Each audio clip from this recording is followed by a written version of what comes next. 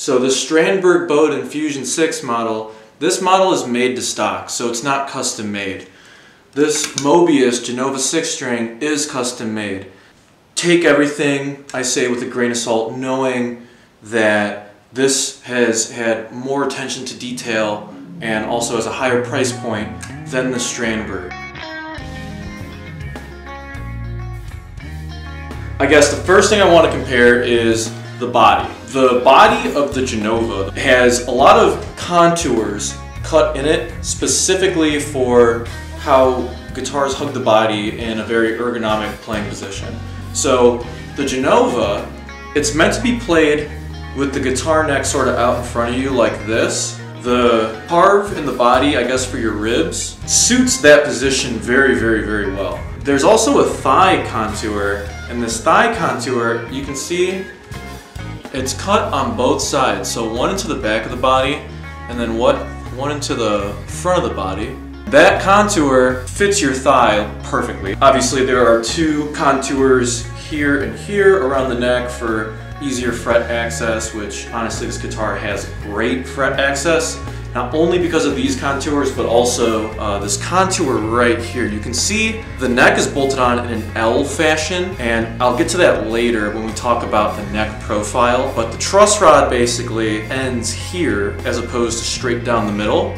And that has to do with the neck profile, which I'll get into later. So, this carve right here for your forearm, this is probably my favorite carve in the guitar. I find this forearm contour to be very, very, very accommodating and comfortable, I should say. The Strandberg body, the idea is you can play sitting in like a normal, like, you know, rock star type of position, or if you're a classical guitarist and you like classical guitar, have a background like that, you can use this contour rested on your thigh. A very, very relaxed playing position is in this position as well. You'll typically see guitarists with a footrest, and they rest the guitar like this and they can play like that. The idea behind that is your shoulders are in the most relaxed position and your arms consequently are as relaxed as they can be while you're playing. My only reservation with that, I would say, is that if you're someone who gigs and plays live, you don't play live in a classical seated position unless you're playing classical music live. But most of the time, if you're buying a Strandberg guitar, you probably are in the niche realm of prog musicians that don't play sitting down in front of people. And the guitar is usually in this position when you're playing live. So I still think this feels great. The neck is very close to you because of how this body is shaped. To go over the forearm rest contour, it's not as pronounced as the Genovas, but I think it still does a great job in staying out of the way. The rib cut, I guess I'll call it. You know, I also think that does a great job. Again, it's not as pronounced as the cut in the Genova, but for a stock model, this is pretty much all you could ask for in a guitar. And then in terms of fret access and how the body interferes with that, right here, this extra chunk of body sort of hanging out by these upper frets, this can get in the way. I find that when I fret up here, my thumb is stopped by the body. And it's not, I would say, it's not too much of a hindrance when you're playing. Having said all that, I'm still very, very, very happy with this body shape and how it accommodates the player and all that. The neck profile, as shown in the picture, is a trapezoid.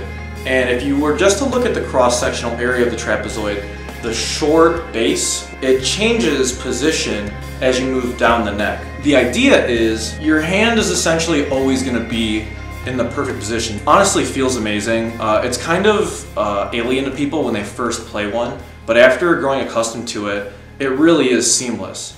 The way your hand frets the guitar, the way your thumb rests on the back of the neck, changes depending on if you're playing chords or if you're playing, you know, very stretched out melodic lines. When you get to around like the 7th or 8th fret, your thumb kind of has to fight. But again, having said that, this is a very, very comfortable neck, and it's honestly, it's seamless.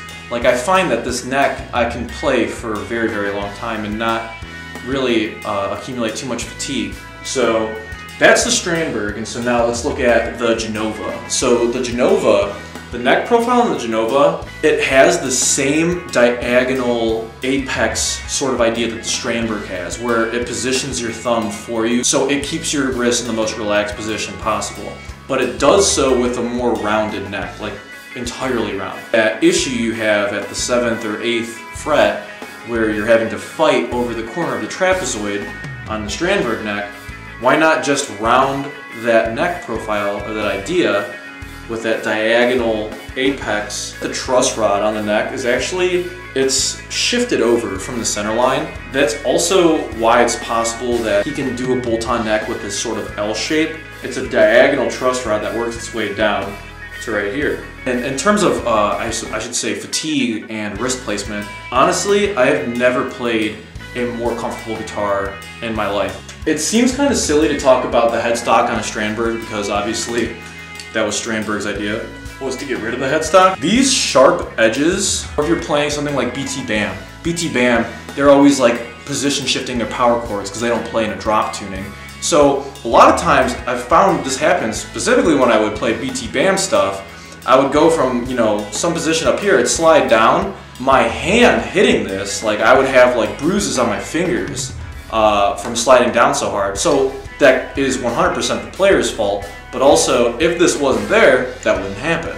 I just think that maybe this doesn't seem necessary. I don't know what the point of it is, but otherwise, you know, I think it's a very well thought out neck design for a headless guitar. So the Genova headstock is extremely small. I wish I had like an Ibanez or Fender guitar to really show how big this is. Like, this is the size of my hand, and my hand is much bigger than this headstock. So this headstock's very small. You know, as far as ergonomics goes, I would say that this headstock design does a great job staying out of the way.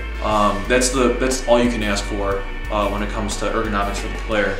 And looking at the back of the headstock, this headstock stays out of the way for me, and that's all I could ask for. Because the Genova is a very familiar type of fretboard. It's not fanned, it's not multi-scale.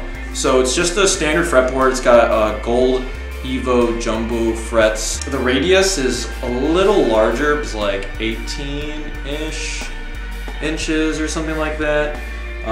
So it's more of a flat neck, which I like.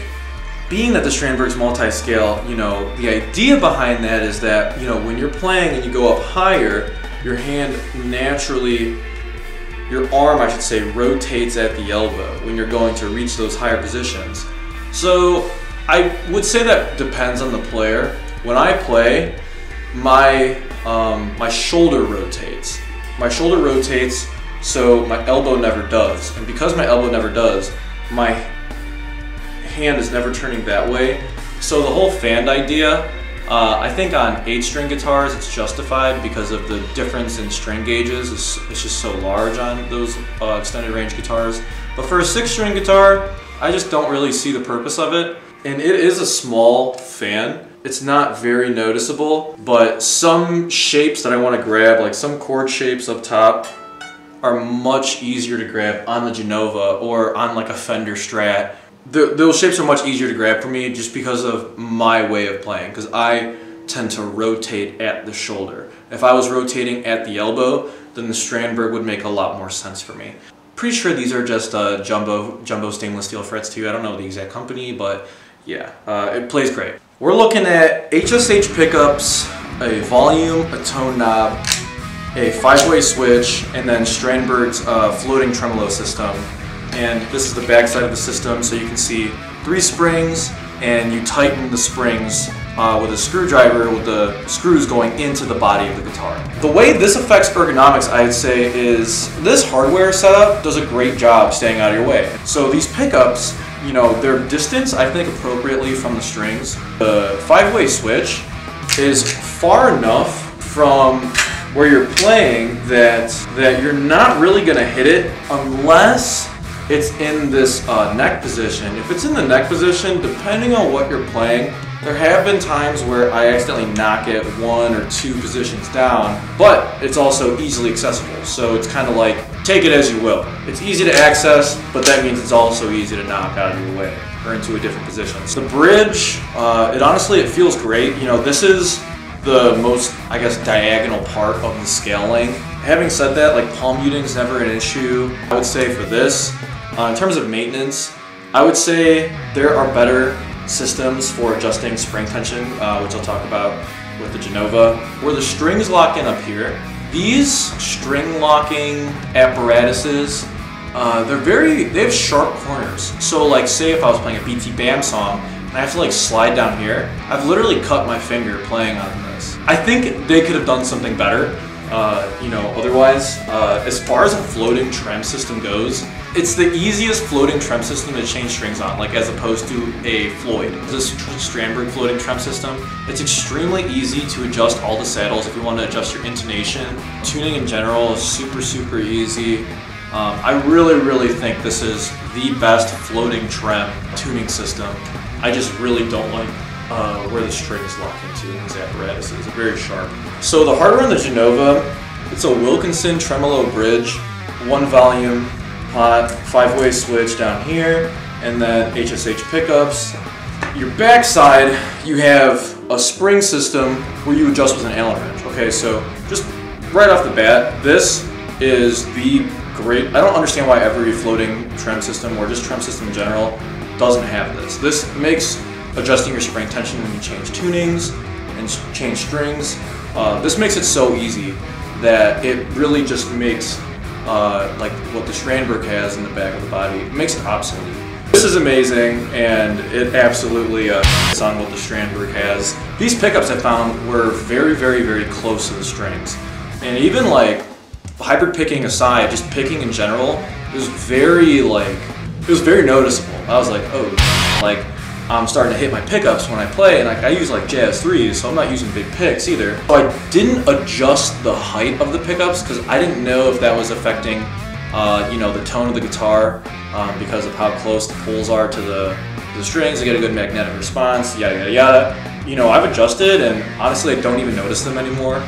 But at first it was definitely something I noticed that stuck out to me.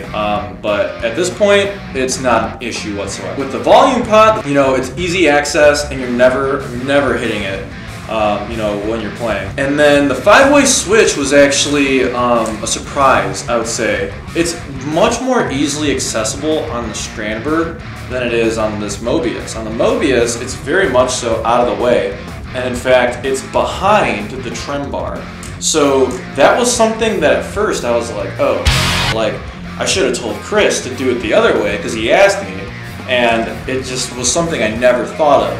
I didn't take into account, I know I didn't want it placed like where the Abasi guitars have their trems or have their 5-way switches placed. They have them placed somewhere like in the middle of the body, and I don't really like that because I will hit that and it'll make me sound even worse than I sound already. It's something I've adjusted to, has not bothered me whatsoever after adjusting to it, and yeah, I would say that's pretty much everything as far as like the hardware goes. The bridge is comfortable as well. You can mute your strings comfortably in any sort of technique you're trying to perform when you're playing. This bridge can be set up to be a floating bridge. As far as changing strings goes and how easy that is, it's seamless. And then these tuning mechanisms up here, they're locking tuners. I will say the Strandberg stays in tune way better than almost any guitar I've played. The Strandberg never changes tuning. So then to compare the weight of these guitars, the Genova, the Mobius, is definitely a lot heavier than the Strandberg. When I say a lot heavier, we're talking differences in maybe a pound or two. But it is noticeable for sure. The Strandberg also, I think, has larger chunks of chambering done throughout the body, and also the Strandberg body is just much smaller than the Genova.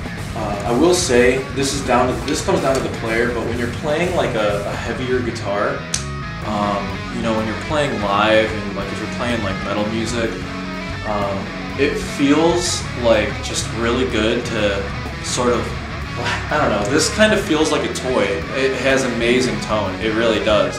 But this Genova, like it's got some meat to it, and I just like, playing with meat, bro. But no, I like having something with some body to it. I think it adds to the performance, but that's totally a personal thing, and not at all something that's objective. At the end of the day, I have to say that the Mobius Genova 6 is an absolute monster. In terms of ergonomics, you really can't get anything else like it. But we have to consider some things, like the Strandberg Fusion 6 is a stock model.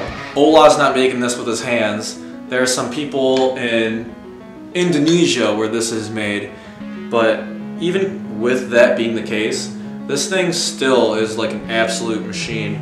So yeah, at the end of the day, the Genova is without a doubt the most ergonomic guitar a player could possibly dream of owning or playing.